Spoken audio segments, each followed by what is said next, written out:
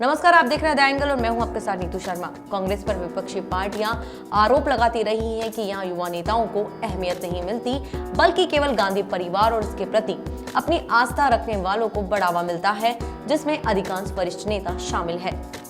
लेकिन विपक्षी पार्टी को यह नहीं पता कि कांग्रेस का नेता अन्य पार्टियों की तरह हो हल्ला नहीं करता, जबकि आवश्यकता होने पर बोलता है और ऐसा बोलता है कि सबकी बोलती बंद कर देता है।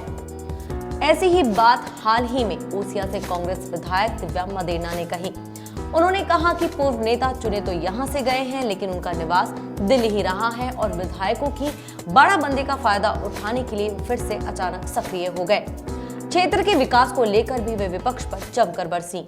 उन्होंने आगे कहा कि किसान वर्ग से आने के कारण वे किसानों की पीड़ा को अच्छी तरह महसूस करती हैं और उसका हल निकालने के लिए निरंतर कोशिश कर रही हैं। विधायक मदेरणा ने कहा कि किसान संघ के धरने को लेकर बात तो होगी ही, लेकिन दिल्ली में बैठे नेता कोरोना काल के बीच लोगों के स्वास्थ्य को ताक पर रखकर एक और धरना दे रहे हैं। यह लोग अचानक ही ओसिया के किसानों के हितैषी बन गए, लेकिन इसका इरादा तो प्रदेश में राष्ट्रपति शासन लगवाकर मध्यावधि चुनाव करवाने का था।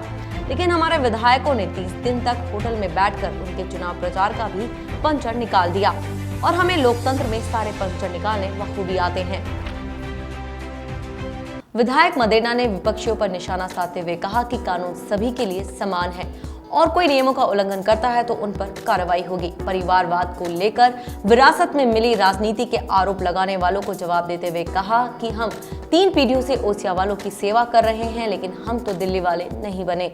दिव्या मदेरणा की तमाम बातों से साफ जाहिर होता है कि बाड़ाबंदी से उनके उत्साह में किसी तरह की कोई कमी नहीं आई है, बल्कि भाजपा की मोदी शाह की जोड़ी को मिली करारी हार से उनके हौसले और बुलंद हुए हैं और अपने परिवार की परंपरा को आगे बढ़ाते हुए कांग्रेस के वरिष्ठ नेताओं के मार्गदर्शन में ओसिया को विकास के मार्ग पर आगे बढ़ाती जाएंगी।